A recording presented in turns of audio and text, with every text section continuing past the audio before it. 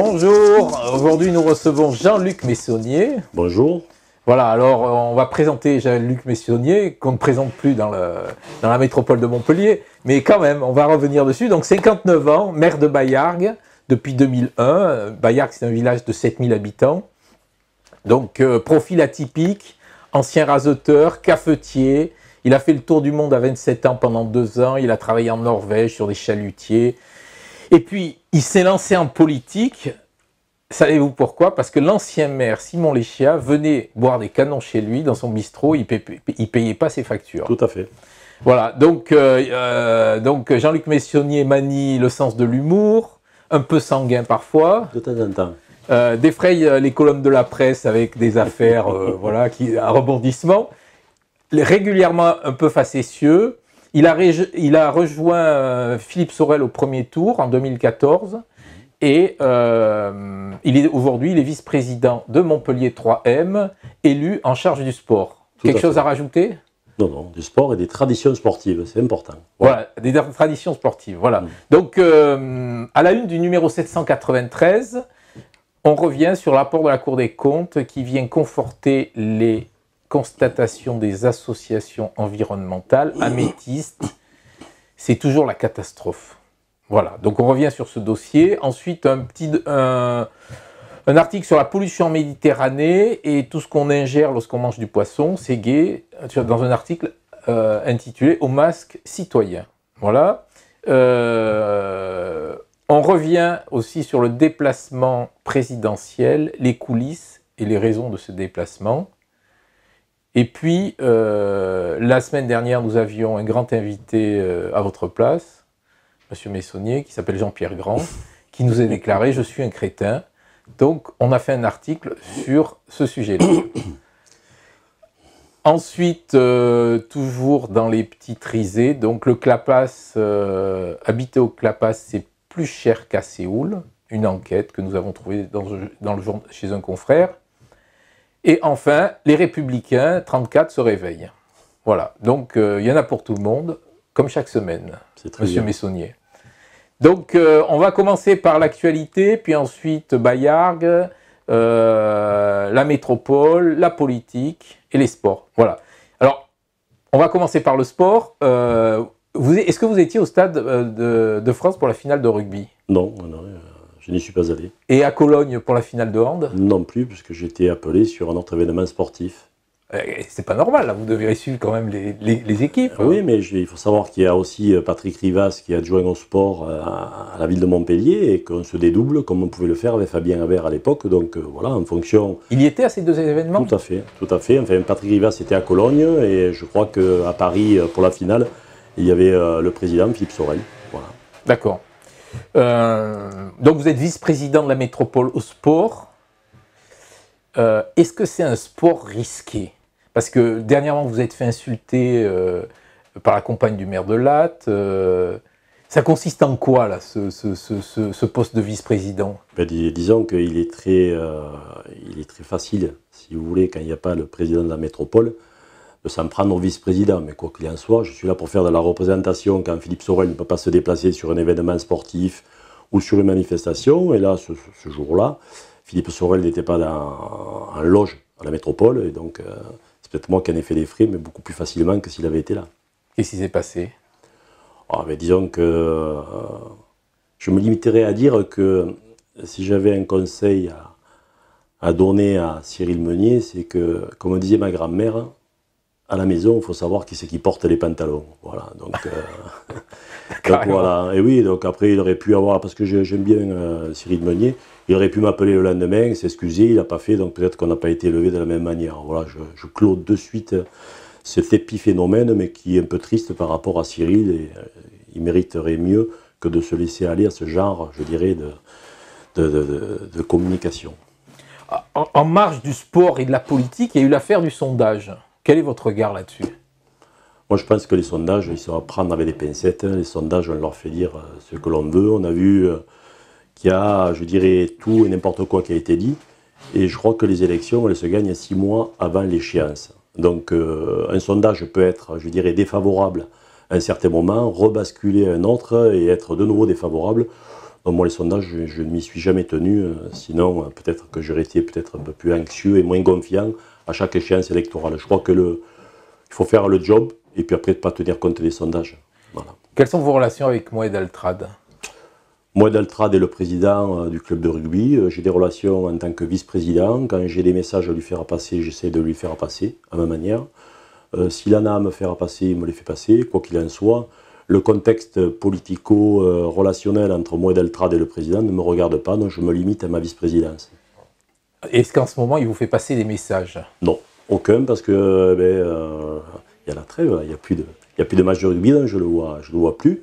Quoi qu'il en soit, on est là pour travailler dans l'intérêt général et l'intérêt, je dirais, de ce club de rugby qui nous a fait rêver jusqu'à la finale.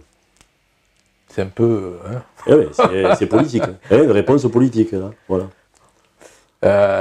Donc, est-ce que vous avez vu un symbole politique dans la venue du président la semaine dernière?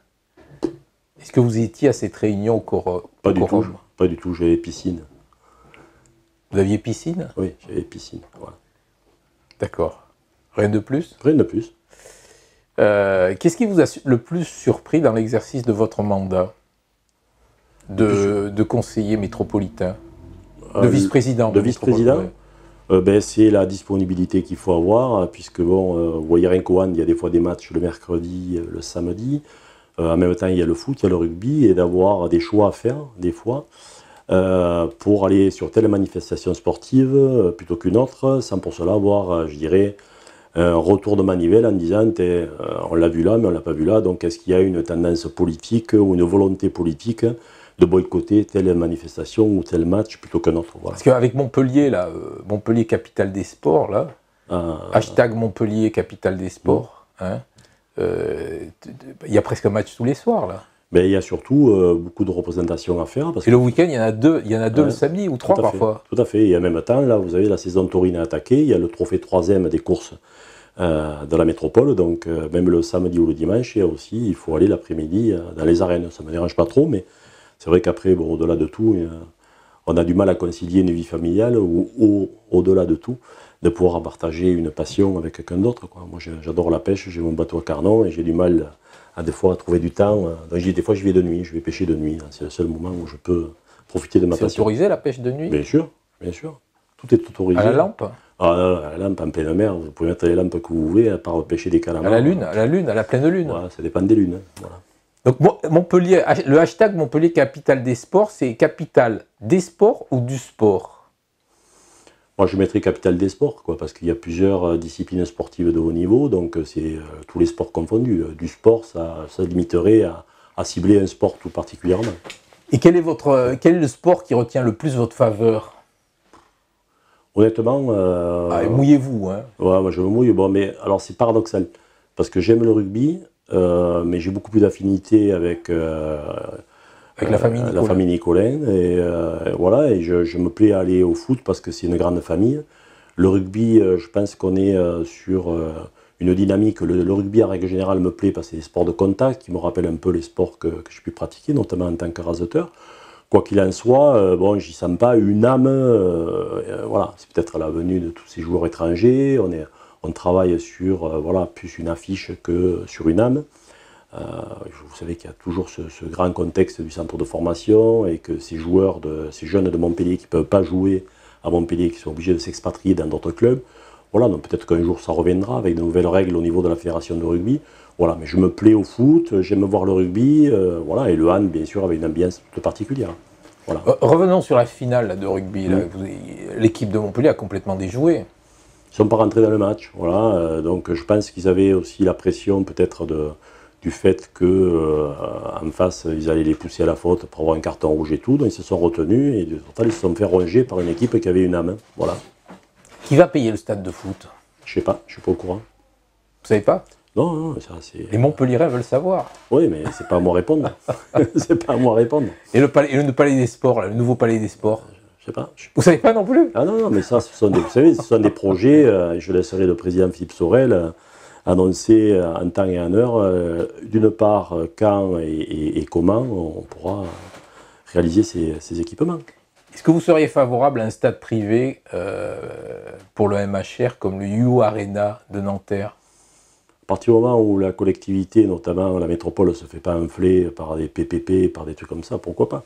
Le problème, c'est qu'on a vu comment ça fonctionnait, les PPP, tout le monde en revient. Rappelez-nous ce que c'est le partenariat public-privé, où après vous payez des sommes astronomiques pendant longtemps et ça revient à dépenser 3 fois plus d'argent que si vous aviez eu un investissement propre à des collectivités, qui soient la région, la métropole, pourquoi pas la ville. Voilà. Donc au bout d'un moment, j'ai aucun avis là-dessus parce que ce sont des choses qui sont à mesurer, je dirais, dans le temps, dans le système de fonctionnement. Un investissement, c'est bien sur un équipement. Après, il faut regarder le fonctionnement, qu'est-ce que ça coûte et comment on a les moyens quand même de gérer tout ce qui est communication autour. Quelle est la différence entre la politique et la pratique du rasé? La pratique du rasé, on a un taureau qui arrive en face, on court devant lui, on sait ce qu'on risque. La politique, on ne voit pas arriver les coups. Il faut être fait de sacs et de cordes, avoir le cuir bien épais. Et puis, les amis d'un jour sont les ennemis du lendemain et vice-versa. C'est comme ça. Vous envoyez des cartes de vœux originales. Vous avez envoyé des préservatifs, du gingembre, trèfle à 4 feuilles, des doses de café.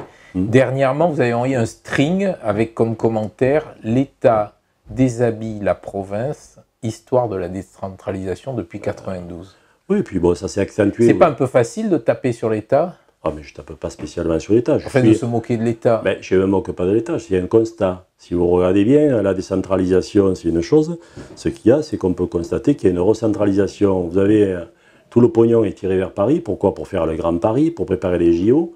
Et il y a des projets qui sont tombés à l'eau sur l'ensemble du territoire français, parce que l'État a pu un rond, on le sait, je n'invente rien.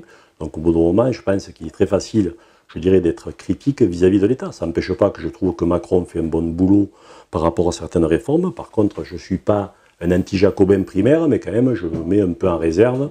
C'est pour ça que j'ai été fraîchiste, même si au début, avec Fraiche, ça s'est plus ou moins bien passé.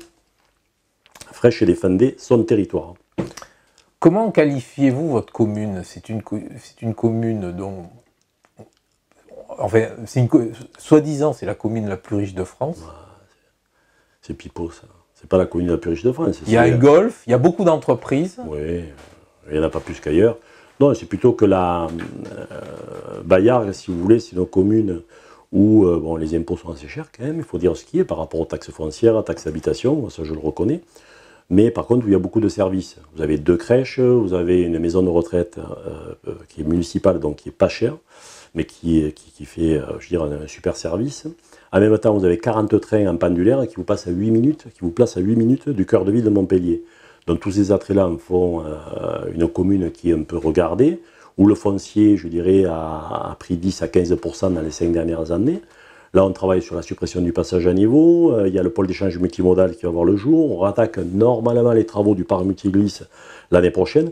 Ça en fait une commune qui bouge et je pense que ce qui porte un peu plus d'intérêt dans des investissements privés, voilà, les gens à choisir dans les différentes communes de Montpellier, regardent le transport et les services. Après, ils savent qu'ils doivent aller gratter, quoi. Et Jacques Molena écrivait en 2013 dans un hebdo montpelliérain à votre sujet « Il ne paye pas ses impôts et construit en zone interdite ». Ouais, Jacques Molena. Ça en est où, ça? J'ai attaqué donc Serpierre parce que il m'a traîné dans la boue, n'est-ce pas, puisque j'étais un évadé fiscal. J'étais ceci, j'étais cela. Total, il a fallu que j'affiche mes feuilles d'impôt dans tous mes services à la mairie de Bayard pour montrer quand même aux contribuables bayardois que j'étais à jour de mes impôts et que j'avais jamais eu un redressement. Mais surtout, il a fait pleurer mon père. Mon père était militaire de carrière et c'est la première fois que je l'ai vu pleurer. Quand il m'a dit « Mais fils, tu payes tes impôts quand même ?» Et « Papa, je paye mes impôts. » Je lui ai montré mes feuilles d'impôts. Quand vous arrivez à prouver à votre père qui a 86 ans que vous payez bien vos impôts, et ça a vraiment touché.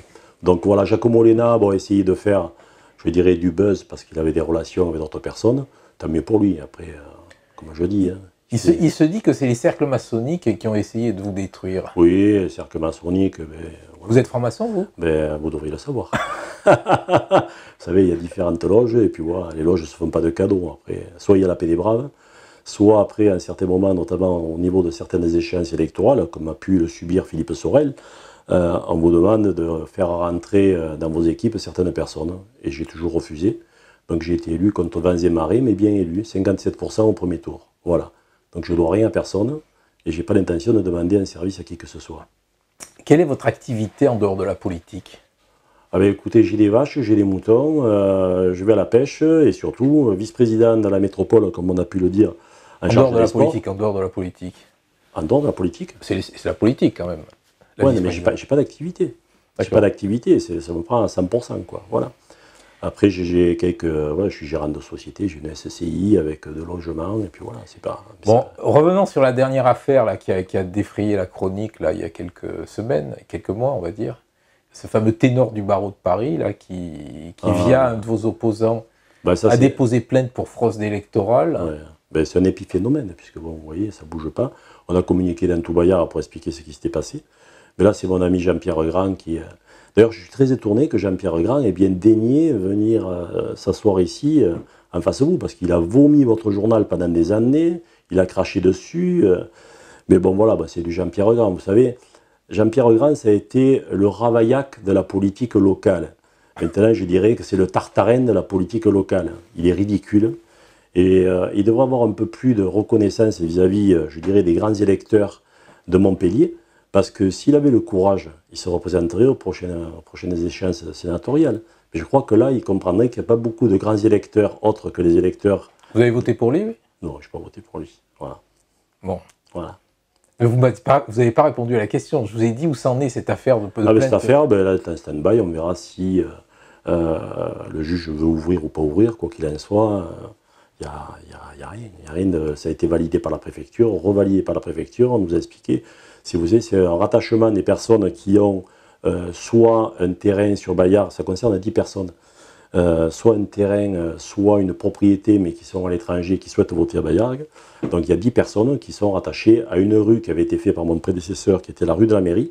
Et nous, quand on a relocalisé le bureau centralisateur, c'est-à-dire à rue des Remparts, là où il y a l'espace vigneron, on a mis ces 10 électeurs-là. Bon, et là, il faut... Ils sont où ces 10 électeurs? Alors, il y en a qui habitent à l'extérieur, il y en a un qui est à l'étranger, et puis voilà, mais ils ont le droit de voter sur Bayard, puisqu'ils payent les impôts à Bayard.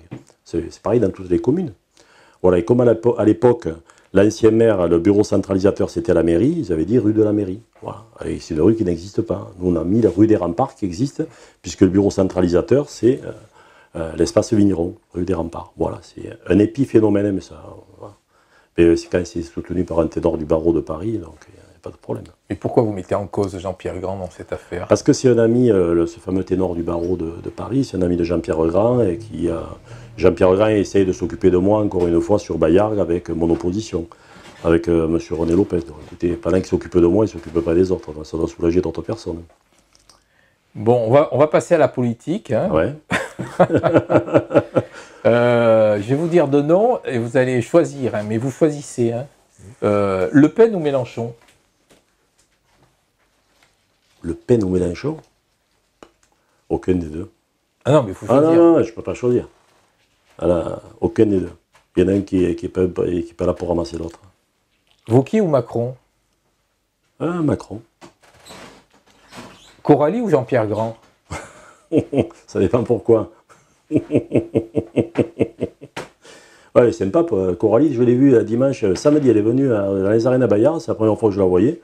Voilà, on a sympathisé, peut-être qu'elle veut se présenter à la mairie de Bayard, ça sera avec grand plaisir. Il y a eu une rumeur à l'époque. Il y a une rumeur? Il faut faire attention aux rumeurs.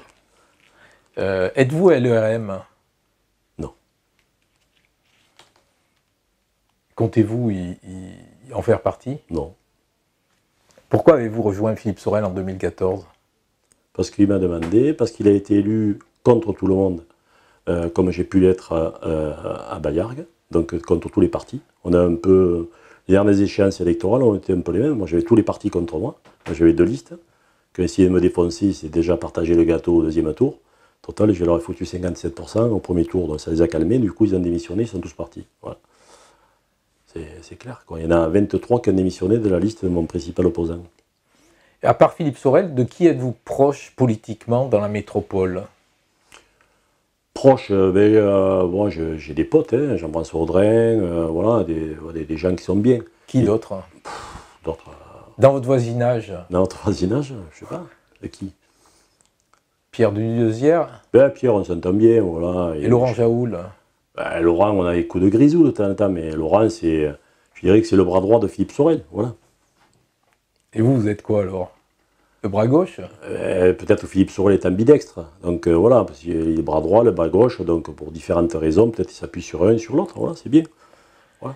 Dans le cas où vous seriez mis en examen là, dans cette affaire d'électeurs, est-ce que vous rendriez vos délégations? Obligatoirement. Comme l'a fait Stéphanie Janin. Ah ben heureusement, je suis vice-président de la métropole, je ne suis pas là pour entacher le fonctionnement de l'exécutif de la métropole. Même si je ne suis pas responsable directement, parce que moi j'ai confiance en mes services, c'est eux qui gèrent tout ça. Si je suis mis en cause pour une quelconque truc, je porterai de suite ma démission à Philippe Sorel, ce qui est tout à fait normal. D'accord. Après 4 ans de mandat, quel bilan faites-vous de votre action? Comme je vous disais, Bayargues, la ville, elle bouge. Vous parlez de la métropole ou de Bayargues là? Des deux. Des deux. Bayargues, ça a l'air d'aller. Hein, on fait des réunions publiques, tout se passe bien. On a eu encore une il y a 2 semaines. Et à la métropole, ben, écoutez, tant que Philippe Sorel, vous savez, Philippe Sorel, c'est, je l'ai toujours dit, c'est un Indien. C'est un Sioux.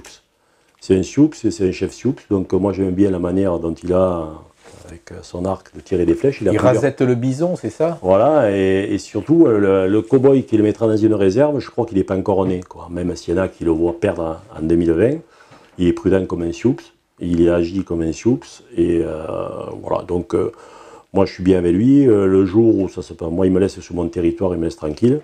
Mon territoire, c'est Bayargues, et moi j'essaie de l'aider sur son territoire, c'est la métropole, et Montpellier surtout.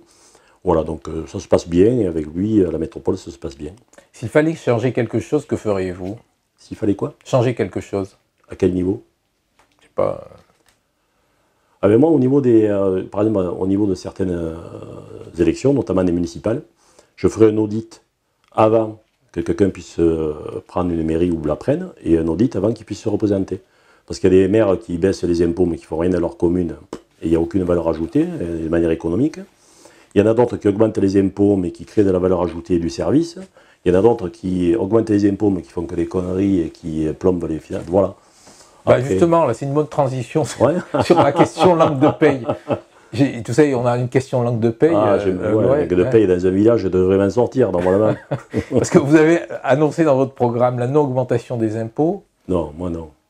Non, non. Ah bon, alors bon. Non, mais c'est quelqu'un de... La réalisation du parc multiglisse, c'est la déviation de la RN 113 pour la fin de votre mandat. La déviation de la RN 113, je ne suis pas le seul maire, puisqu'il y a Yvon Pelé, mon ami Yvon Pelé et Laurent Jaoul. Nous sommes tous les trois concernés parce qu'on subit les flux de circulation. Ce qu'il y a de sûr, c'est que la déviation de la 113 ne dépend pas de nous. Notamment, il y avait dans le contrat de plan État-région des possibilités. Là, il semblerait qu'ils relancent les études en les donnant à Vinci. Donc après, on verra bien combien de temps on met pour dévier la 113. Et puis le parc Gérard-Bruyère a subi 41 recours. On en a perdu un sur une formulation entre un barrage et une digue. Voilà, on est en train de régler le problème. Après, peut-être qu'il y aura d'autres recours, mais bon. Normalement, on a bon espoir de rattaquer les travaux l'année prochaine. Et c'est pas ce qui va plomber les finances de la commune, bien au contraire, puisque c'est un équipement métropolitain. Voilà. D'accord. Bon, on va terminer par la question chapeau. Tenez. Il n'y a qu'un papier, là, c'est pas normal. Non, il y en a deux. Il y en a deux? Oui. C'est les mêmes, non? Vous voulez celui-là? Je serais bien curieux de voir le second, là. C'est peut-être les mêmes. Non, c'est pas les mêmes. Vous trichez pas? Non. Jamais? Non. Bon, est-ce que vous pouvez nous le lire, s'il vous plaît? La politique est-elle un sport de combat? Vous avez failli en arriver aux mains. Il y a eu une altercation avec Rabi Youssous, récemment avec Jamel Boumaz, précédemment avec Fresh. Êtes-vous un sanguin? Sanguin, au bout d'un moment, quand on me pète les couilles, il faut bien que je réagisse. Hein, voilà.